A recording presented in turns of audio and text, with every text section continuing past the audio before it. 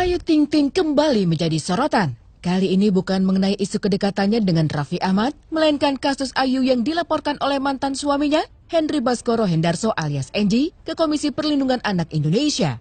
Konflik perseteruan Enji dan Ayu nampaknya kian hari kian memanas. Ayu bahkan terancam akan diperkarakan secara hukum setelah diduga melarang dan sengaja menutup akses mantan suaminya itu untuk menemui putri semata wayangnya Bilqis Humaira Raza. Saya juga kaget, saya juga nggak tahu bisa rame gitu kan. Saya juga pusing, dulu hamil, giniin, sekarang udah lahiran, giniin lagi, sampai sekarang anak saya gede, diusik lagi. Saya harus gimana coba, bingung.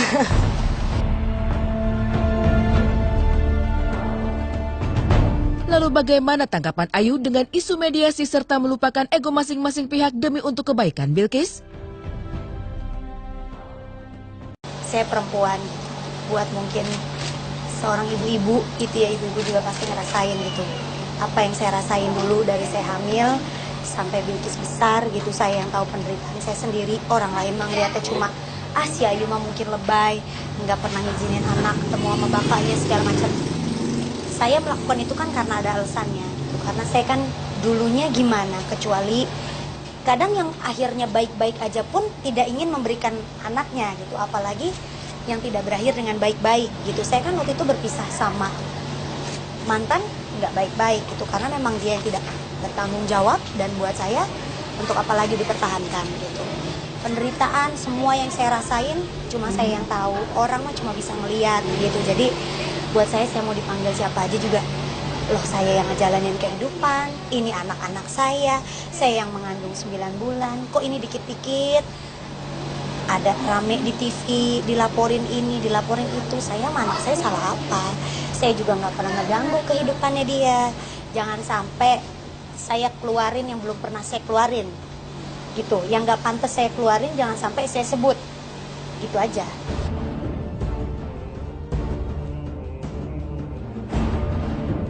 Pernikahan singkat Ayu Ting Ting dan Enji nyatanya menyisakan luka yang mendalam dan berujung dendam. Sempat diminta untuk membuktikan Bilqis adalah anak kandung Enji dengan tes DNA, kabarnya Ayu Ting Ting juga dituding telah melakukan pemalsuan identitas Bilqis. Semua itu karena Ayu diduga menggunakan nama Abdul Rozak sebagai nama ayah kandung Bilqis. Ya kalian juga teman-teman media juga tahu lah, dulu saya tuh digimanain lah. Anak saya nggak diakuin, anak saya mau dites DNA, saya mah nggak keberatan. Saya diakuin, nggak diakuin, buat saya sama nggak keberatan. Alhamdulillah saya mempertahankan anak saya sampai sekarang, Bilqis hidup sama saya. Gitu. Jadi buat saya sih nggak ngaruh ya kalau misalnya ada dia mau gimana pun, kalau dia berani, kalau dia laki-laki, hadapin saya. Nggak perlu lewat pengacara ataupun pengacara yang ngomong atau mungkin orang lain yang ngomong. Masalah kan masalah kita berdua, dia udah dewasa kan, jadi buat saya kalau gentleman hadapin saya. Oh nggak ada yang dipalsuin kok, nggak ada yang dipalsuin. Oh nggak ada tulisan ayah Rojak, nggak ada tulisan, oh saya yang tahu nggak ada tulisan itu bohong. Jangan sampai, makanya saya bilang, saya selama ini diem, saya selama ini nggak mau ngomong apa-apa, saya cuma perempuan, saya cuma seorang ibu, jadi saya minta buat teman-teman semuanya, tolong ngertiin posisi saya dan tolong ngertiin keadaan saya. Gimana pun saya ngelewatin kehidupan ini saya nggak gampang. Banyak cobaan dan banyak masalah yang saya lalui. Untung saya masih kuat karena saya yakin ada Bilqis. Karena saya benar, saya nggak takut. Kenapa saya harus takut? Apa yang saya harus takutin? Kalau misalnya dia pengen ketemu kan bisa ngomong ke saya langsung. Kenapa harus ke KPAI? Emang saya penjahat? Saya juga bisa dicari di mana-mana. Kan saya kerja ketahuan, kesini. Laki-laki gentleman datang ke saya, hubungin saya langsung, ketemu sama saya ngomong baik-baik. Apa salahnya?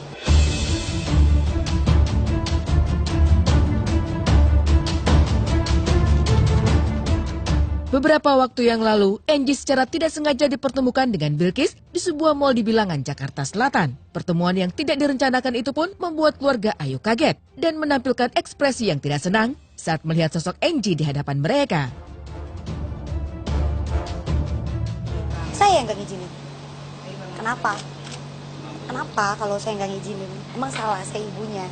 Dulu anak saya disuruh tes DNA, nggak diakuin. Kok sekarang gila anak saya udah pinter, cantik, lucu, dia ngeliat mungkin di Instagram, jadi inget. Mungkin ingetannya udah kembali lagi kali zaman.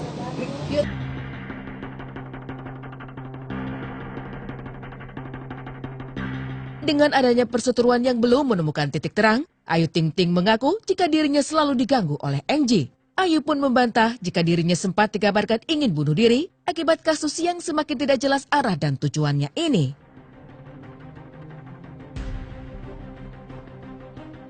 Untung saya dulu nggak mati bunuh diri, gitu ya. Cuma gara-gara masalah sama dia doang. Jangan sampai, saya kasih tahu sekali lagi, jangan sampai apa yang belum pernah saya keluarkan semua itu akan menjadi bumerang buat dia sendiri.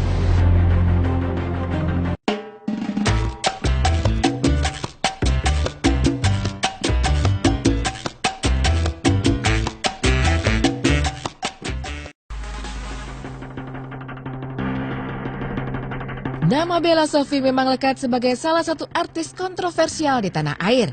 Mulai dari gaya hidupnya yang glamor, hingga kisah asmaranya yang kerap menjadi sorotan masyarakat. Nama Bella pun sering dikaitkan dengan sang ratu sosialita, Syahrini.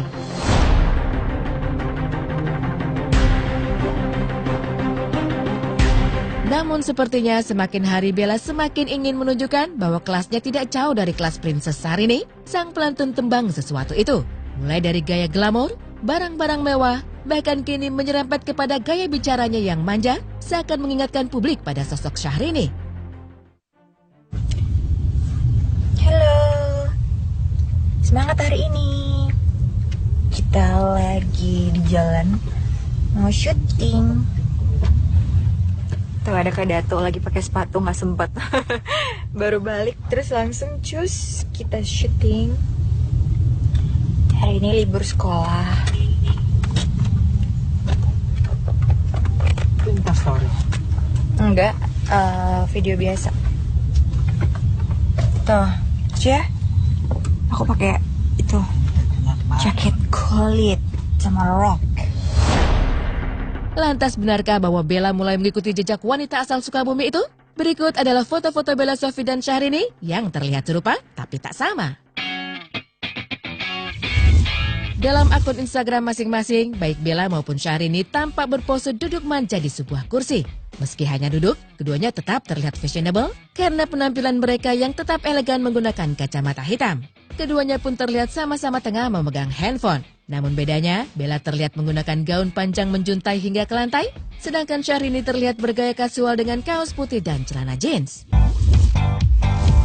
Untuk urusan fashion dalam pesawat, Bella juga tidak kalah cantik dan glamor dengan Syahrini. Bella terlihat menggunakan kacamata hitam dan gaun cantik berwarna putih. Syahrini juga pernah mengunggah fotonya di Instagram dengan menggunakan kemeja kasual berwarna putih dan kacamata hitam.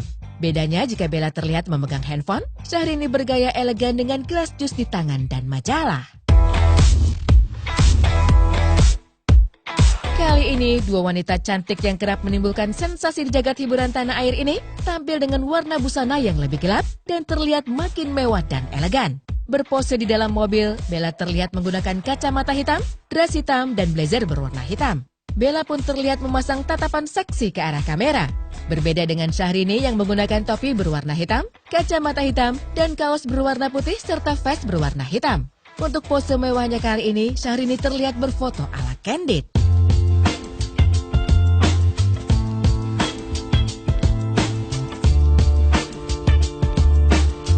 Seperti itulah gaya mewah nan yang ala Bella Sofie dan Syahrini.